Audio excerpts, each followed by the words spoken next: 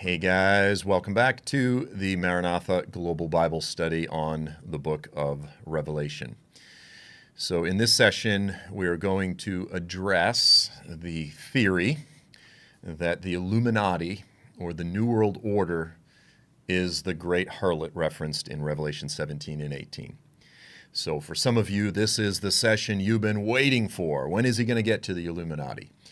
And funny enough, this is a session that probably, no matter how carefully I approach it, if I'm just being myself and being honest, I'm going to upset and offend and anger a lot of people. There is no way that I can teach through this without offending or upsetting some people. Because interestingly enough, many who hold this particular view are very passionate, very committed to this particular view. I'm going to try to approach it in a respectful way, without being sort of too silly as I can tend to get. But it's important to actually take some time to address this. Now, let me just say this. There's actually quite a variety of different views that sort of all fall under this umbrella. So there are some people out there in the church who say, well, it's the great harlot is actually the UN. In which case, if they're very specific and they say the UN, then they may even go so far as to say, in the city of Brussels is this the great city, the great harlot. I don't know a tremendous number of people that have written, other than just, sort of like random comments on YouTube or Twitter or this type of thing, where people say it's the UN, but you have a much larger group of people who, in a general sense, they'll say the great harlot is the Illuminati or the New World Order. Nowadays, it's real popular to say the World Economic Forum, as people are watching videos of Klaus Schwab or what's this other guy, the gay Israeli genius that's often speaking at the WEF and this type of thing. But in the general sense, we're addressing the issue of the Illuminati or the New World Order. Again, I could probably do like 2 or 3 sessions and break this up and be like, well, let's talk about the UN, let's talk about this. But I'm sort of keeping it all under this umbrella. So that's what we're going to be talking about today. Now, before we jump in, I just want to remind you once again that this summer, July 13th, 14th, and 15th, July 2023, Frontier Alliance International is hosting a conference. We're calling our friends and family from all over the world to gather in Dallas, Texas for the Maranatha End Times Summit. We do hope to see you there. For more information and registration, go to maranatha.summit.com. Okay, so the Illuminati, the New World Order. Basically what I'm going to be talking about today, this idea, as I said, although there's quite a few variations on this, it generally holds that Babylon is a global cabal that spans the entire globe of different world leaders, bankers, power brokers, influencers, elites. Did I say bankers? Sort of all of these powerful, influential elites who all worship Satan, secretly worship Lucifer. Okay, this is the view, the theory. And they're all sort of working together to establish global government. It's as though they actually know the plan laid out in the book of Revelation, and they're trying to implement it. Like they're actually openly, knowingly worshiping Satan and trying to assist him and implement his goals of global government and causing everyone to worship Satan. Okay, so that's sort of the idea in a nutshell. Now let me just say this. There's actually there's a few different varieties of Satanism. And I don't want to, get into this too much, but so on one hand, you have sort of like the Church of Satan, and that was originally founded by Anton LaVey. So I'm a child of the 80s. So picture like kind of back in the 80s, this 18-year-old kid, or I guess it could even be a 25-year-old kid or a 30-year-old kid who lives in his divorced mother's basement. And he's just kind of a morbid flake, bad socially, so he becomes a Satanist and he thinks that makes him cool or whatever. Like that's kind of, to me, the Church of Satan. But then you actually have Luciferianism. That's actually a little bit different. It's though Luciferians is though they actually have a whole theory that there is this Lucifer and that he's actually the good guy. And the Bible itself casts Lucifer, the light bearer, as the bad guy. And, it's this whole kind of twisted thing. It's like, no, actually, Yahweh or Yehovah, the God of the Bible, has actually tried to frame Lucifer as a bad guy, but we have all the inside knowledge and blah, blah, blah. So there's actually quite a difference between the Church of Satan and Luciferianism. And even with this theory, as I said, there's quite a broad, different array of views. And so I'm just trying to address this in a general sense. When I say Illuminati, New World Order, again, the idea is that you have all of these power brokers, these world leaders that are part of these secret societies, these secret clubs, these secret organizations, and they're all working together. So whether it's some banker in China and another influential Saudi prince and a guy in Canada, all over the world, they all are part of the same secret religion. So this is the idea. Again, very sort of popular in the church today. And let me just say this before I really jump into this. There's a book out there called Conspiracy Culture. I should have brought the book, and I can't remember the name of the author. It's an excellent book. I actually recommend anyone who studies the end times to read the book, Conspiracy Culture, where the author does an excellent job of surveying the history and the development of a lot of the popular ideas that you will frequently see in the comments section on YouTube every time we make a video. You go, okay, that mentality, you go, I see that mentality, I'm familiar with it. This book does a great job of telling the history of where a lot of these ideas came from. So for what it's worth, let me just say this, and this is going to upset a lot of people, but the Bible never teaches that there's going to be a New World Order. The Bible actually never teaches that. Overwhelmingly, what the Bible teaches is that the Antichrist will raise up a coalition of 10 nations. With him, that it's sort of yea, the 11th. But the beast has 10 horns, 10 nations. It actually doesn't teach that every single last nation in the world will come under his authority. For example, you have references in Daniel 11, roughly verse 40, where the Antichrist says news from the north and from the east alarms him. And he lashes out to destroy many people. There seems to be nations that are not under his control, not under his authority. It says, again there in Daniel 11, he will invade many nations. It says, but these will escape his hand, Moab, Edom, and the sons of Ammon. So it actually seems to be pointing to the nation of Jordan. It says they will escape his hand. So even if there's just one nation you don't have control over, you don't control the entire globe.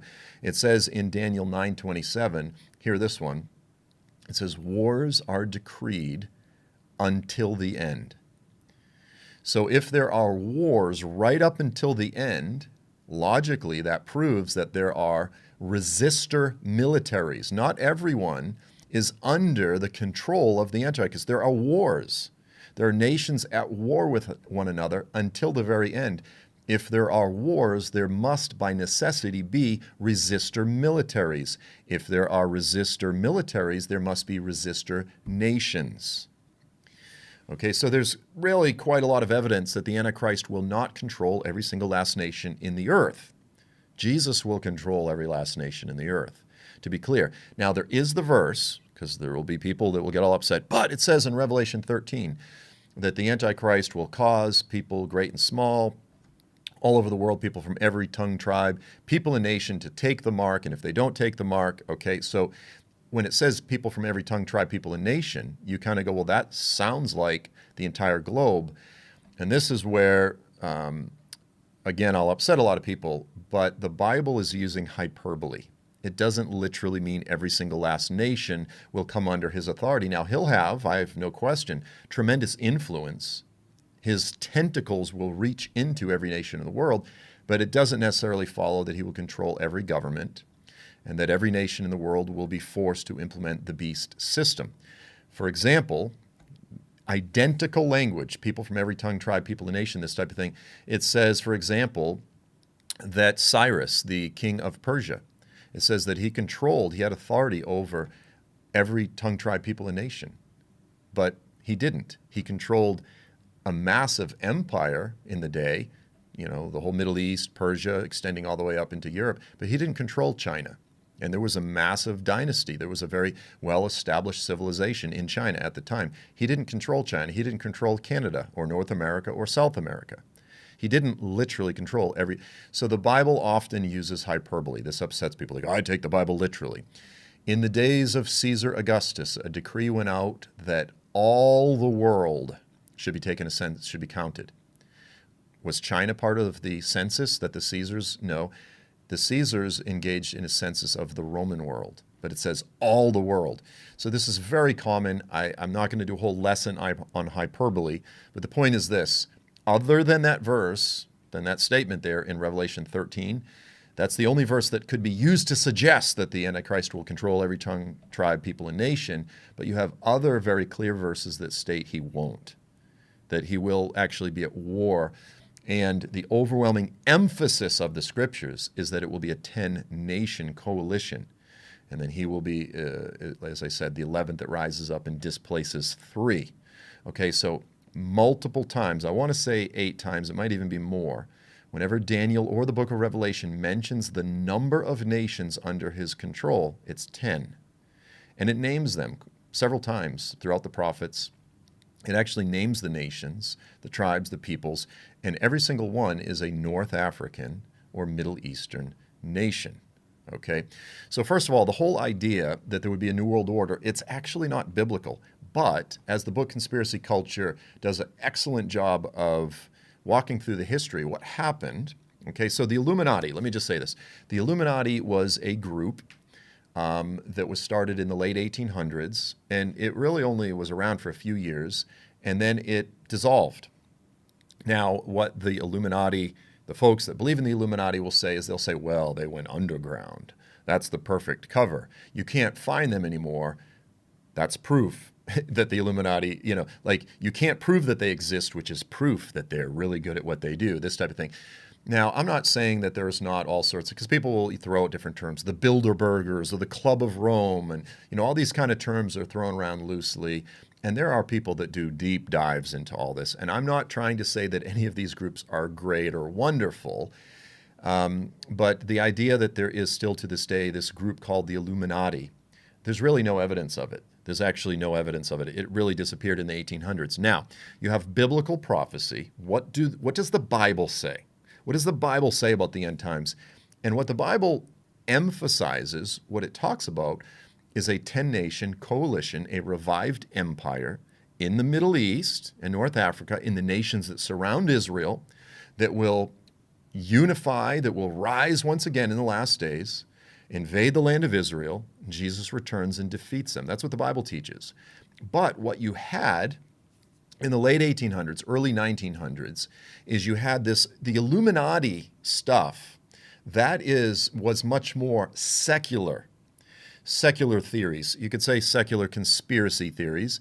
And I want to be careful. As soon as you use the word conspiracy theory, people get all upset. Every conspiracy theory is true. The past few years have proven it. Some of them are true and some of them are not. Some conspiracy theories are true and some are not. Well, the very word conspiracy, the very phrase was developed by the CIA to discredit. And, you just get people who everything is a conspiracy. Everything. Everything is explained by, okay.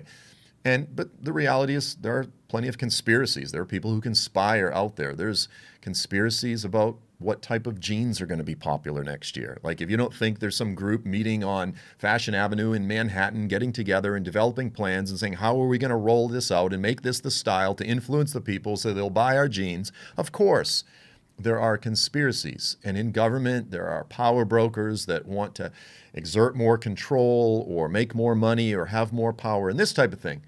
But the idea that there is this unified New World Order and that's what the Bible teaches, what you had in the early 1900s is you had the merging of secular conspiracy theories about the Illuminati with biblical prophecy.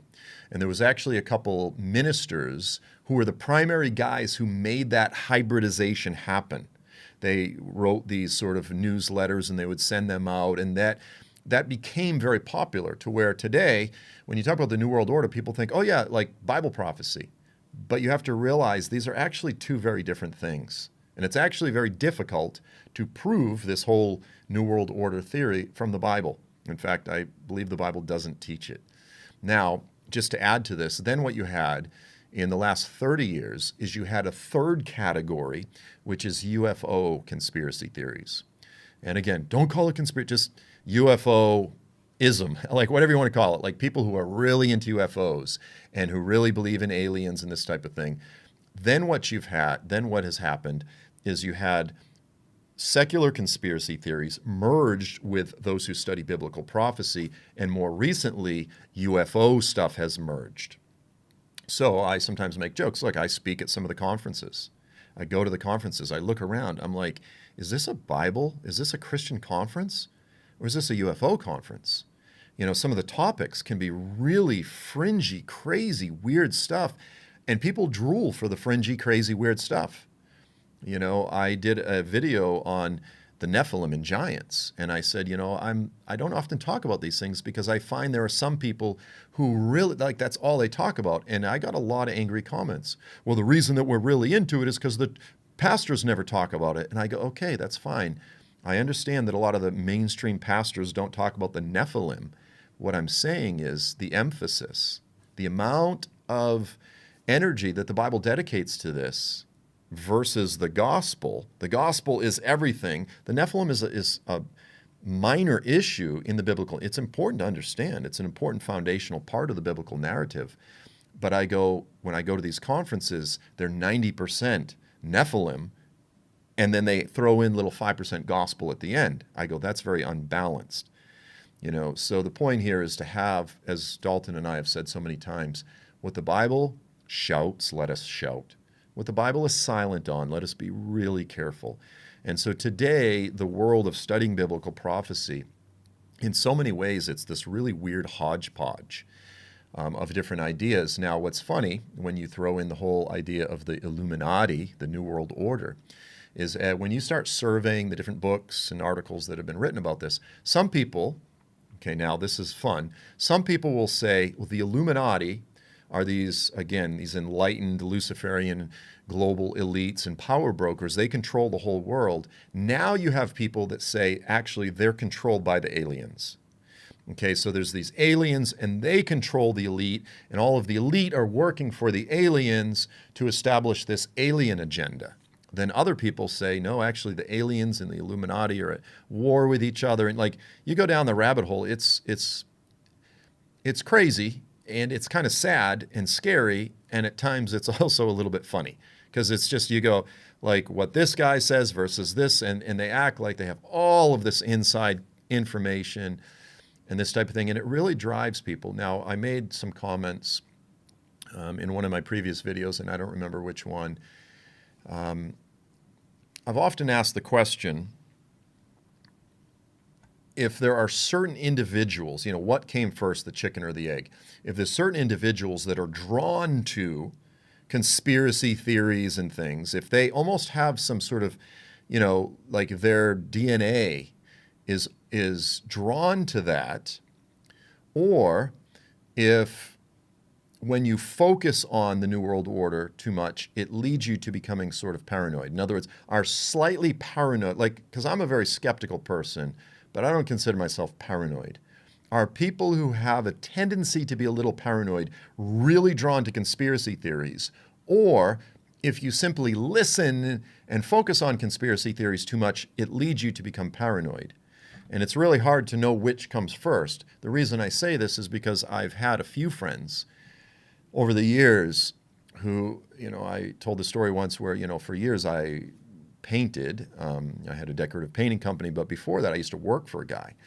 And, you know, great brother, godly guy. I mean, he was a man of prayer, but all day long he would listen to Alex Jones. And then when Alex Jones was over, he would listen to even like more hardcore local, you know, I'll say conspiracy theory radio that makes Alex Jones seem kind of mild. And when you're subjecting your soul, your spirit to that 5, 6, 7 hours a day, this dear brother eventually slipped into schizophrenia. He used to pray in the mornings, and, you know, he was, as I said, a man of prayer. And then after a while, he started telling me that he believed that American psychic spies were spying on his prayer life. And I was like, what are you talking about? And he goes, yeah, I can hear him. I can hear him chuckling and laughing sometimes when I'm praying. They're mocking me. Oh, these guys are bad. And I'm going, okay, you hear voices. And he goes, yeah, they're sitting in the background listening to my prayers. And I go, why are they dedicating themselves to your prayers? And he goes, well, because they disagree with my prayer, and this type of thing. He slipped into really delusional schizophrenia. And I go, is that because he listened to this type of radio all day long and soaked his spirit in it? Or did he always have a propensity to schizophrenia and therefore was drawn to, I don't know. I don't know the answer. I don't know the answer to that. But I am at times concerned with people that are overly given to these things, overly given to conspiracy theories. Now, again, the past couple of years with COVID, this and that, they have exploded. And look, we've seen a lot of malicious or, even just like very selfish corporations and different things lying to the public, treating us like idiots. If you suggest anything other than their narrative, they go, oh, these baseless charges, and they denigrate you, and it just makes you want to respond, and it makes you angry. And like the government and the corporations, they have done a great job, the pharmaceutical industry and all of this, they've done a great job of feeding the flames of distrust, of paranoia, and of conspiracy theories. But, for example, let me just throw this out. So for right now, the big thing is the vaccines. Everyone's like, oh, these people are dying. They're dying suddenly. And I go, okay, I've seen the videos. This guy's playing soccer. He's playing football. He dies suddenly. This happened. He's dying suddenly. There's a whole documentary about it. But I've also seen videos that are circulating online, and they go, look at all these people, all these videos dying, people passing out, dying. Suddenly, every single person in one of these videos, they were all passing out in public on TV. They were all long before COVID. So you can watch a video and go, like, oh my gosh, look at all these people are dying suddenly. This is clear proof that everyone's dying suddenly from the vaccine. And I go, but all these people didn't even have the vaccine. So there's always been, random just people dying from this or that in public, and, it gets shown on TV. Now, is that increasing? Is there clear statistics? I think that it probably is. But the point is, what we think is proof nowadays, you just see this little viral video, you see this meme, it's not always proof. And we live in a world with an abundance of information, but trying to get to the bottom of things and actually have clear, hard statistics is really difficult.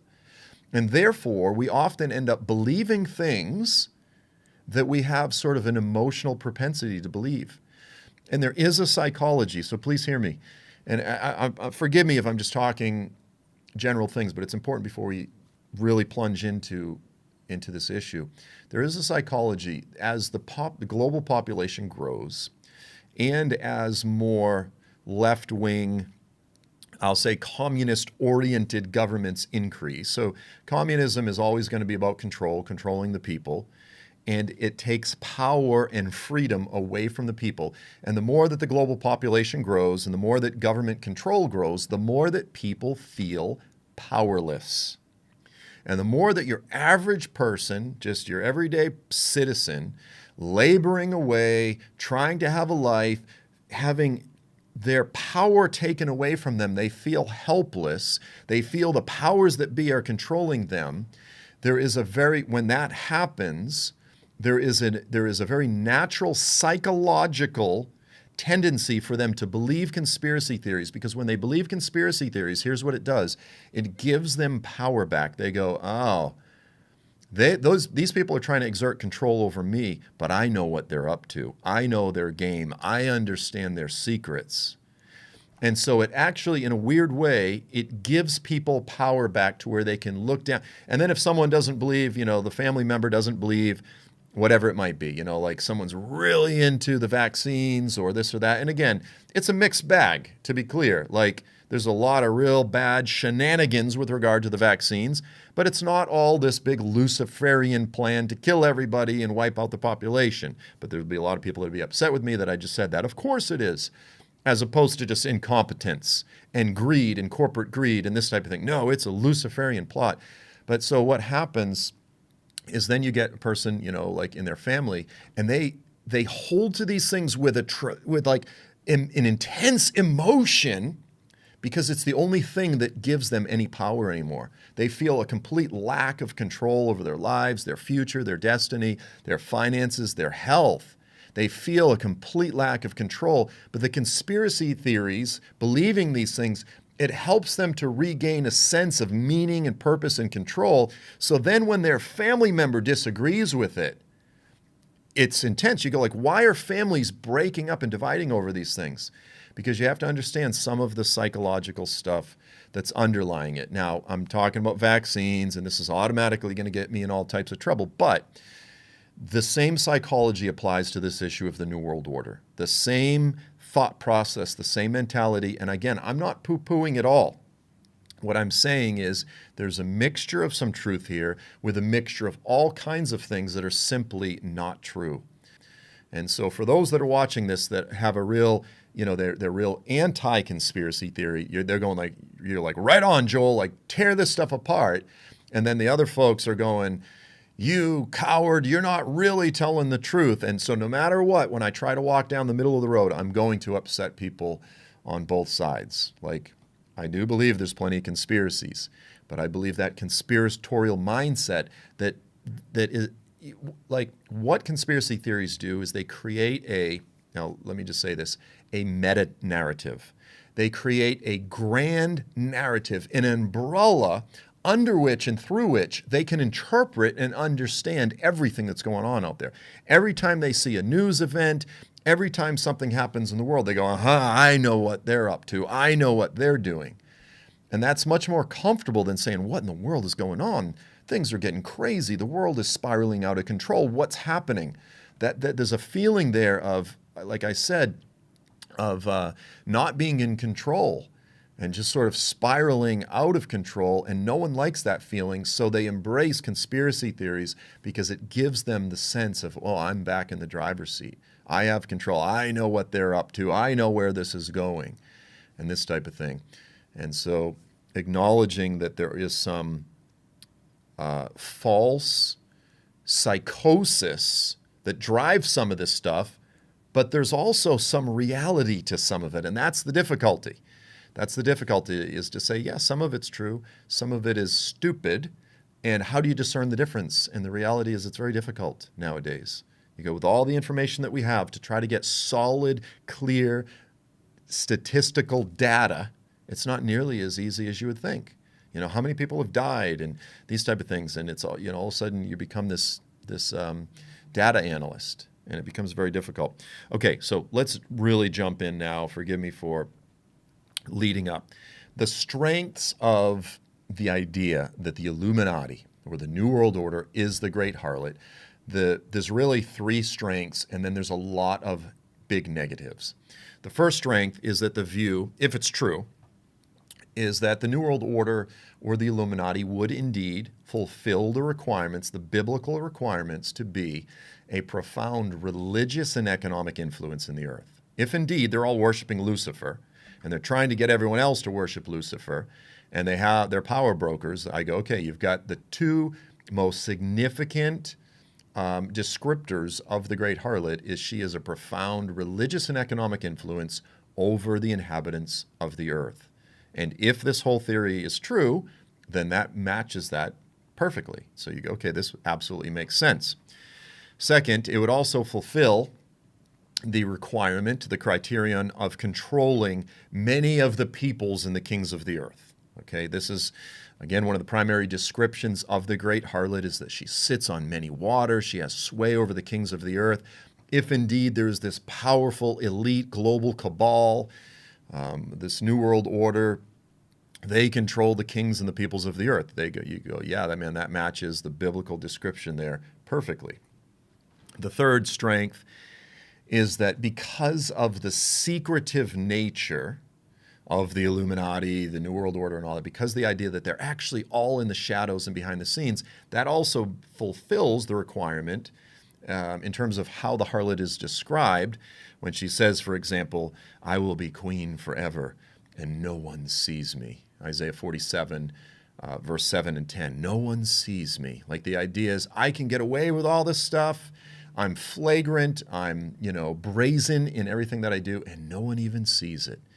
So in that sense, those are the three primary ways that the harlot fulfills a lot of the biblical criteria. Now, sorry, I'm getting text here, and I need to put it in airplane mode. Let's look at some of the primary problems with this view. First of all, this view, whether you who are watching this hold this view or not, it relies heavily. If you really read, and when I was writing my book on this, I read too many books to count to try to really get a grasp on what is being taught. And this view, again, the Illuminati, New World Order, is the great harlot. It relies heavily, every book that I read relies heavily on the Nimrod myth. Okay, we did a whole session where I talked about the Nimrod myth, as well as Alexander Hislop's book, The Two Babylons, which I've already talked about. Alexander Hislop was a brilliant, amazing researcher who, no question in my mind, was schizophrenic. There's no question in my mind that he clearly gravitated heavily toward schizophrenia. And so essentially what they say is that Nimrod founded the original New World Order, and the Antichrist is the one that will do his best to revive the Tower of Babel. Okay, and that the religion of Nimrod, the Luciferian religion of Nimrod that he founded back there at the Tower of Babel, it has always existed under the radar. It's existed through the Roman Catholic Church, and then this and this, and the Masonic Lodge, all these secret societies, and today it has been preserved by Satan under the radar. It's not like a global religion. It's not like you can go to church and go to well, maybe you can now, these days, the Luciferian church or whatever, where you're going to see Bill Gates and all them worshiping. No, it's all hidden, okay? And so when you read a lot of the books, they rely heavily on the Nimrod myth, on Alexander Hislop. Now again, as I talked about in that session, the Nimrod myth relies, there's only, I think I said 8 verses in the Bible about Nimrod, 8 verses about the Tower of Babel. We don't have a tremendous amount of information in the Bible. All of the information about Nimrod that Alexander Hislop draws from and that the whole larger Nimrod myth draws from are extra biblical books that are not part of the Bible. And you go, well, they're true. You go, okay, well, if they're true, the problem is they disagree with each other. One document says Nimrod was a righteous guy. Another one says, oh, no, he was evil. Another one says, oh, he married this woman named Semiramis. And then you go, the problem is history says if there was anyone named Semiramis, she lived like 1,000 years after Nimrod. So, no, these books are wrong. They have verifiable lies or false claims in them, and they contradict each other. So how do you? So in other words, how do you build an entire doctrine, an entire theory based on documents that we have no idea if they're true or not true, right? Our doctrines should be built on the scriptures. The Lord has not said, here's a mystery, I want you to figure it out. But the only way you're going to figure it out is if you really study extra biblical documents, conspiracy theories, and that is the key for you to be able to understand and interpret the book of Revelation. I don't think the Lord has left us this way. I think he's actually given us enough information in the scriptures themselves to be able to identify this very important entity that is such a main focus of the book of Revelation. Here's a quote from the book, The Babylon Code. It was written in 2016. Now, listen to the language here. He says, to solve the Bible's greatest riddle. And he's saying the greatest riddle is the identity of Mystery Babylon. He's saying to solve the Bible's greatest riddle, it's not a matter of reading the Bible. He says we need to go far back into the distant past to a time not long after Noah's flood in ancient Babylon. There, in the cradle of civilization along the Euphrates River, are the clues we need to piece together a cosmic jigsaw puzzle that predicts what is happening in our world today.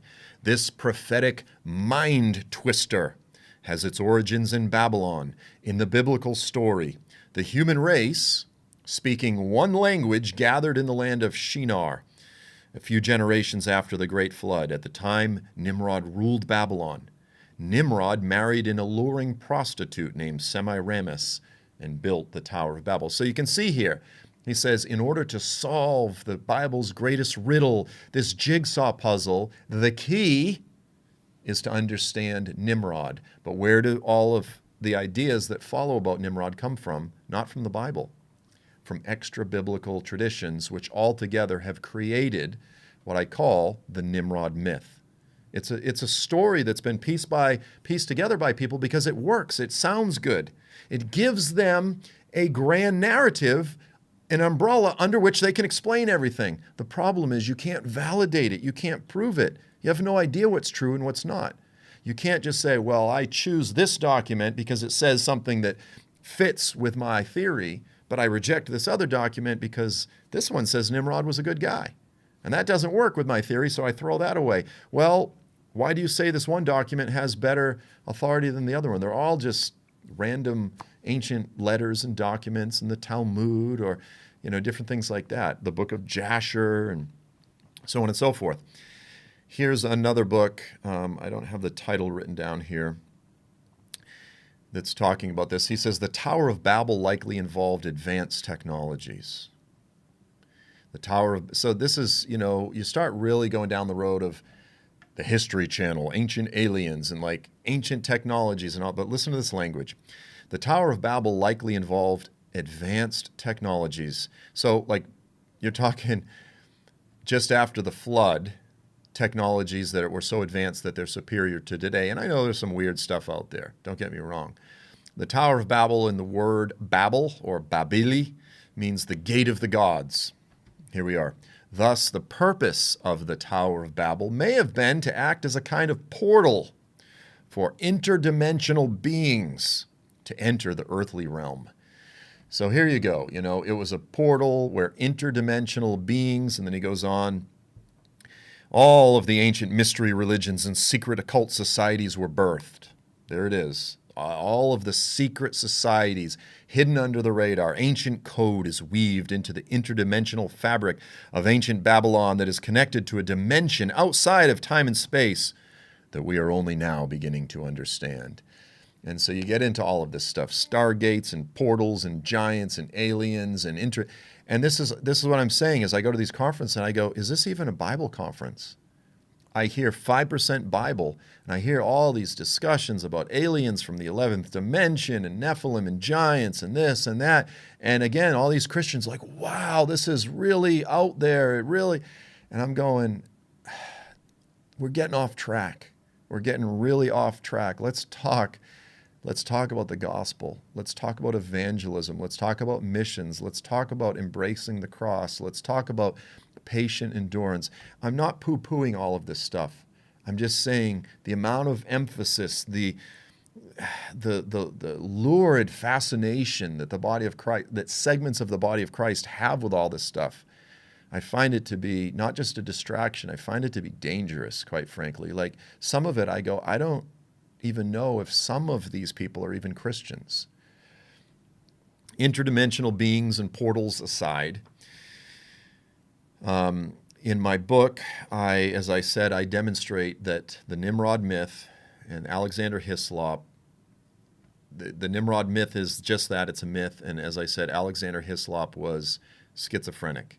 The idea that there was some secret societies birthed at the Tower of Babel and that it's existed, there's no evidence for it whatsoever. It sounds good.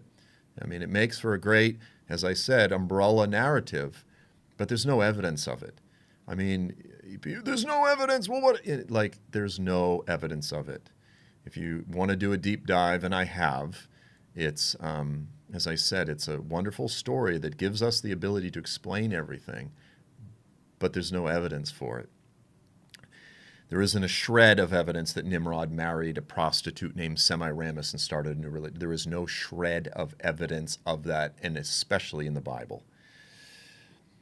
The information that we have about Nimrod is scant at best, as I said, 8 verses in the Bible. All of these ideas come from extra-biblical myths and traditions, most of which that began around the 1st century. So you're talking thousands of years after the time of Nimrod. Most of the documents start around the time of the 1st century.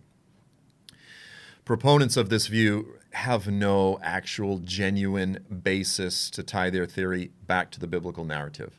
Again, it fits, so they love it and they cling to it, but you can't really make the connections. Again, I've said this a few times, responsible biblical interpretation should never revolve around or rely on extra biblical information.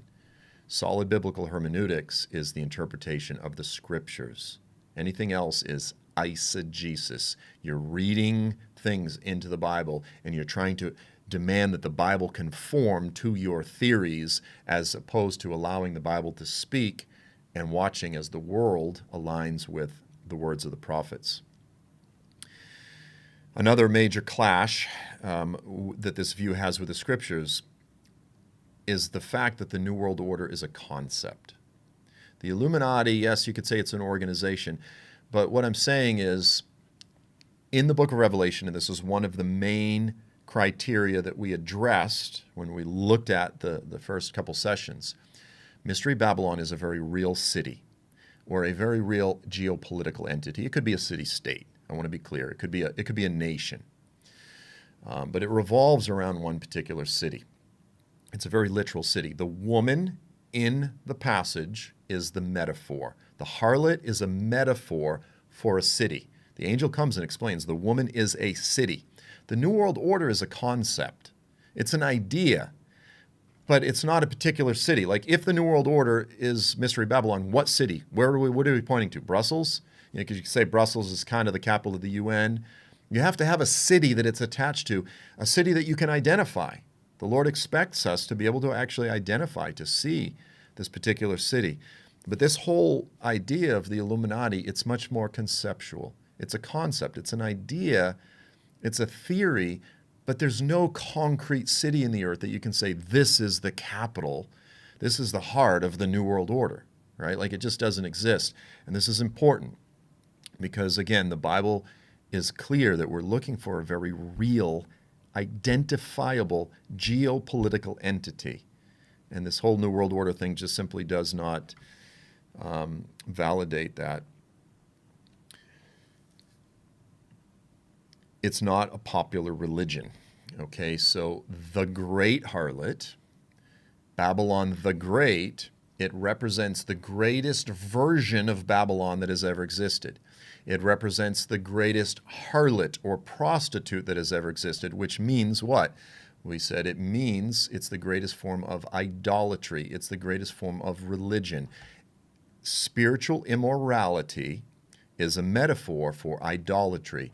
It's a metaphor for spiritual unfaithfulness to the one true creator. It's talking about a religion.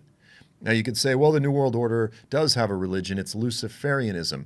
But guys, apart from, maybe they're growing these days because the world is getting weird, but like apart from a few flakes, I'll just be direct, apart from a few morbid flakes, narcissistic idiots, there's not a lot of Luciferians out there. There's not a lot of people just openly worshiping Satan. Again, it's some pathetic loser. And yeah, there was just, I think at the time of this recording, there's like this big Luciferian gathering or the Church of Satan gathering in Boston, and maybe they'll even have a few hundred people, I don't know. But Luciferianism is not like a formal religion. What Mystery Babylon is talking about is an actual global religion. Like people can sign up, they're converting people, it's spreading, it has profound influence, and they're persecuting and killing Christians and Jews all over the world. I'm not saying that there are no Luciferians, I'm just saying that as a religion is not the great religion, like the world's greatest false religion. I'm not saying that things couldn't change and the whole world couldn't worship Lucifer openly, in 50 years, but right now, that's just not where things are at.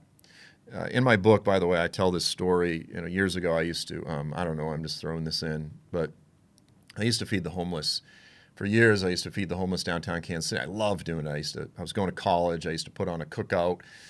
And I remember this guy used to come out pretty regularly, and he was just kind of, so I was like in college, so let's say I was in my early 20s. This guy was probably my age, right? Like he was probably 50. He was like an old stoner type of guy that would come and hang out.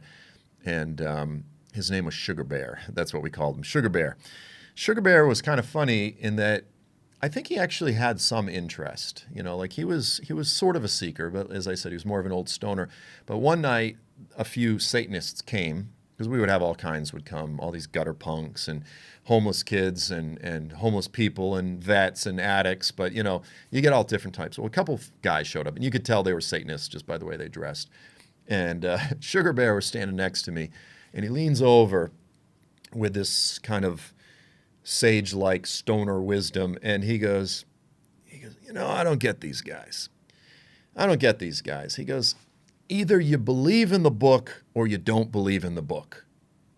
And he goes, but you don't go around say, I don't believe in the book. In other words, I don't believe in the Bible. You don't go around say, I don't believe in the Bible, and then you worship the biggest loser in the Bible.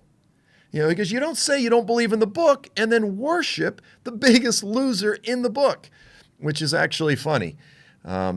Luciferians actually would say they don't believe in the Bible, but the truth is they're basically worshiping the biggest loser in the Bible, and they don't see themselves as stupid. They actually think they're way smarter than all of these dumb Christians. But so there are Luciferians, there are Satanists out there, but it's not like a major world religion. Another problem with claiming that Illuminati-based Satanism is the religion of the Antichrist, as I said, is that it's not a religion openly practiced by the masses. Adding to the difficulty of this, according to this view, the Illuminati cabal worships Satan specifically in secret. This is the whole point, is they claim it's a secret religion. It's not an open religion, it's secret. But what Mystery Babylon is doing, it's open. She's holding up the cup. She's trying to tempt and allure all of the inhabitants of the world. It's something that we can look out and see. It's not something that's all done behind closed doors, behind closed curtains, in the shadows, in the dark of night. It's something that's open, and we can look out in the earth, in the news today. Satan has always disguised himself as other gods. Satan doesn't just come out and say, all right, guys, I'm the devil, I'm the serpent, I'm Satan, worship me. He goes, no, I'm Zeus, I'm Baal, I'm Marduk. He even pretends to be Allah. He pretends to be the God of all creation, and it's through masquerading as other gods that Satan has always received, by extension, worship. He pretends to be a good guy. Satan always disguises himself. If we saw him for who he truly is, no one would worship him. Even the Luciferians wouldn't be so stupid. So he always has to disguise himself. Satan is a very good counterfeiter. As I've said multiple times, he candy coats, he sugar coats his poison. No one would just eat the filth that he is offering, which is eternity in the lake of fire, because that's his destiny. No, he tries to make it alluring and wonderful and romantic. It's rather doubtful that any group will seek to seduce the peoples of the world to openly worship Satan in the last days. It's much more reasonable to assert that Satan will try to capitalize and hijack a world religion, pretending to be sort of a counterfeit version of biblical faith. Do you see what I'm saying? Like, that's much more reasonable. During the first century, the Romans worshiped Zeus. And then in Revelation 2:13, now think about this. This is very relevant for today. People say, don't call, Allah of the Quran, of Islam, don't call him Satan. Like, that's disrespectful. I've heard pastors rebuke me for saying this. I go, wait a minute. In the Bible, Revelation 2, Jesus himself refers to the altar of Zeus that was in Pergamum, and he calls it the throne of Satan. He didn't beat around the bush. He didn't say, well, I don't want to offend the Greeks. They're devout. They're good guys. They worship Zeus. I worship Yahweh.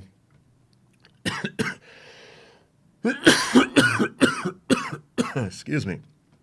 No, Jesus goes, that's Satan. That's not Zeus they're worshiping. They're worshiping Satan.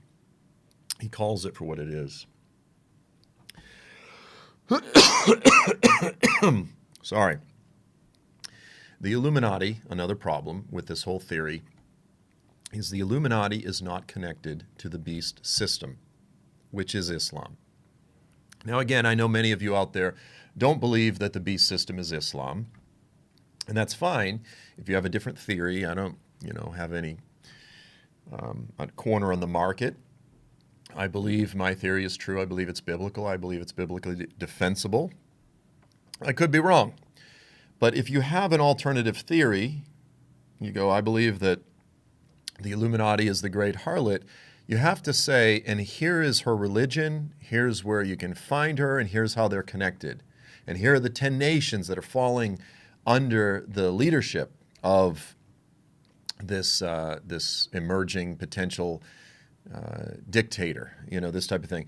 But if indeed the 10-nation coalition of the beast is Islam, as I said, then it's very weird to see the Illuminati, Satan worshippers, working with the Islamic world.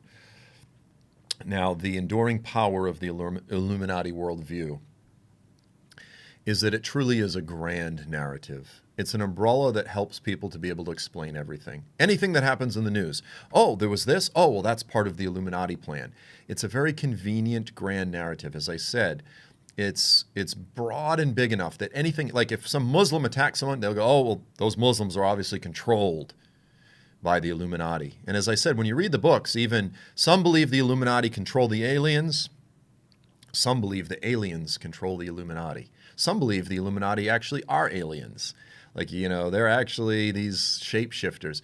And you go, well, that's stupid. Guys, I've actually had people accuse me of being an Illuminati, literally a reptilian shapeshifter. Like, it's silly, but I've had people comment, I have seen Joel shapeshift. And granted, my weight fluctuates a bit, but I can't transform into other animals. I can assure you I'm very much a very regular human. But this is the thing, is like I look at this and I go, there are Christians, like once they go down this road, it kind of becomes like this fascination with Satan. It's like they give Satan so much power. He controls everything. And they actually even believe that anyone, any preacher out there, anyone that has any platform, obviously they're part of them. They're part of the Illuminati. And I go like, you guys are giving Satan so much credit and credence. Like, look, I've said this, I've quoted this statement quite a few times. Never, and I'm probably botching it a little bit, never ascribe to malice what can be explained through incompetence. In other words, whenever there's humans involved, there's incompetence. And oftentimes all kinds of horrible things happen because people are evil, selfish, narcissistic, money grubbers, and incompetent. But the idea that everything is this cosmic plan and all of these global Kabbalists are all working together, I go, guys, have you ever been part of an organization? Have you ever been part of like any corporate setting where you have these meetings?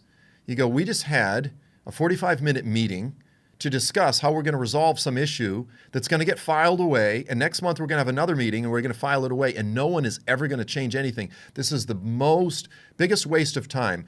I don't know if you guys remember, I think they still have them. It's a website called despair.com, and they put out these corporate posters. So one of the posters, it'll say things like, it's copying some of these corporate inspirational posters. Teamwork, let's all work together. Together we can accomplish, whatever. It's making fun of that. So, for example, there's one that says like, get to work. We don't pay you to fulfill your dreams, like type of thing. But it has this one where it has all these hands, they're on top of each other, and it says, teams, together, we might be able to accomplish what one person probably could have done much quicker. The point is this: organizations, when humans are involved, are always in conflict. They're bureaucracies, they waste time, they divide, everyone has their own agenda. The idea that the body of Christ can't get along, but Satan and all of his followers, they can get along just perfectly. They're working together. They're going to control the world. And I go, do you really think that Satan's kingdom, like it says a kingdom divided against itself can't stand. Do you think Satan is better at organizing than the people of God are? Do you think Satan's actually better at this game than the Lord himself? I go, guys, like if there's humans involved, any type of government or whatever, it's going to be a mess. And so in that sense, the whole theory itself, it's wonderful to be able to explain everything that happens, but it's just not believable. Like, I'm sorry, it's just not credible when you look at the way the world works. So if like a number of Christians were killed by some group of violent extremists, people would be like, oh, Illuminati. You know, you go, why would a bunch of Islamists be submitting to Klaus Schwab or, you know, what's the guy's name? The Hungarian, you know, George Soros. So, you know, whoever you think is the ringleader, you know, like, why would a bunch of Muslims submit to him? And you go, no, everybody's under the control of the Illuminati. Now, the funny thing is the very strength of this theory is its weakness. So the strength, well, let's put it this way. The weakness is you can't prove it. You can watch videos and suggest it, and most conspiracy theories are based on suggestions. What do you think is happening here? People go, I don't know, that seems like it might be pointing to something, but you can't prove it. But here's the thing. The strength is that you can't prove it. You go, yeah, that proves that it's real. They're really good at what they do. So it's this very circular thing in that you go, but you can't even prove that it's real. Yeah, but that's proof that it is real. And you go, yeah, but you can't prove that it's real. Yeah, you see him saying, like, so it's very kind of circular, and it's just weird in terms of the way conspiratorial mindset works. As I said, I myself have been accused by people with a conspiratorial mindset of being part of the Illuminati. Other people say, oh, he's obviously being paid by the Zionists, or he's a Jesuit. That's another one that just gets, he's obviously a Jesuit. I'm like, you think and then some people say I'm a secret Muslim. I'm a secret Muslim. I'm a secret Catholic Jesuit. I'm a secret Zionist being paid by the Jews. I'm a secret member of the Illuminati. No, I'm a shapeshifter. Like, really? Like, if people had any clue what just a bozo person I am, and, you know, because, you know, I sometimes speak on Christian TV or on YouTube, somehow I'm linked to the Illuminati, but that's the mindset. Everybody's part of it. Satan controls everything. It really gives Satan this profound level of power that I think way more power than the Bible gives him. So while The View does provide convenient, easy answers to explain nearly everything, it doesn't require any verification. Do you see what I'm saying? Like, it explains everything, but it doesn't require any verification. And that's why it's so slippery. That's why it's difficult to reason with someone like this, because they don't need proof. They don't need verification. It just is. And that should be a massive red flag. The Lord did not expect us to only understand Revelation 17 and 18 if we embrace this key, which is something that we can't prove. The Lord commands us to test everything. He commands us to be Bereans. And why would he tell us to test everything if we can't test it, if something is not verifiable? The Lord says, just trust what you read on the internet. It's almost like what it boils down to. Just believe the worst, and you'll be okay. As I said, it's simply, from my perspective, not believable. Again, I'm very skeptical of what the government does, and I'm skeptical of the conspiracy theories. I'm skeptical all around. I don't just accept anything. I think we should be equal opportunity skeptics. I think we should be equal opportunity Bereans. Test all things. Test the conspiracy theory. Don't trust the conspiracy theorists. Don't trust the videos, and don't trust the government. Don't trust Pfizer. Don't trust the pharmaceutical. Don't trust anything. Verify. Do your research. Think through these things yourself. And I believe by doing that, we're functioning in the spirit of Bereans. As I have already pointed out, it relies on a profound amount of extra-biblical literature. So in conclusion, I'm just going to end it here. The merging of Illuminati conspiracy theories with biblical eschatology far too often represents a fundamental departure from careful biblical exegesis. It requires us to rely on scouring proof texts from extra-biblical literature, watching videos endlessly so that I can stay on top of knowing what's going on, searching, it's like Gnosticism. I have the secret knowledge that all these other Idiots don't understand. Again, it gives people a sense of control. In a world where people increasingly feel like they don't have control, it gives them a sense of control. And here's the reality, guys. Sometimes the Lord wants us to trust him by faith and walk in the dark. We're not going to have all the answers. We're not going to know everything. We just have to walk humbly and follow the Holy Spirit. Listen to the Holy Spirit, and he will guide us.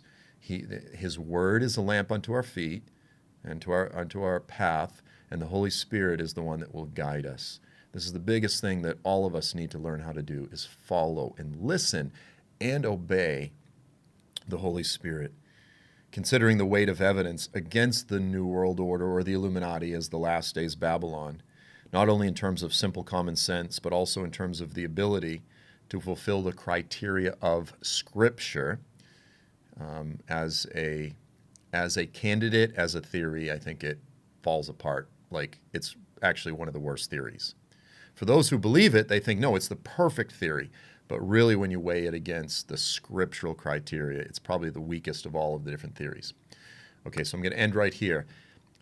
What we have left is we're going to look at the idea that literal Babylon in Iraq is what the scriptures are talking about.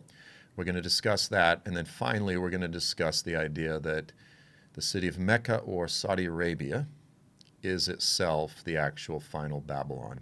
And I know a lot of people are wanting to get to that last session. So that's going to be a very difficult one to handle carefully. I'll just put it that way. So thank you guys for sticking this out. I know this was just sort of a lot of me talking, but I hope that it did help bring some sense and logic to this very controversial discussion. So amen, guys. God bless you all. Have a fantastic week. Look forward to seeing you next time. And until then, Maranatha.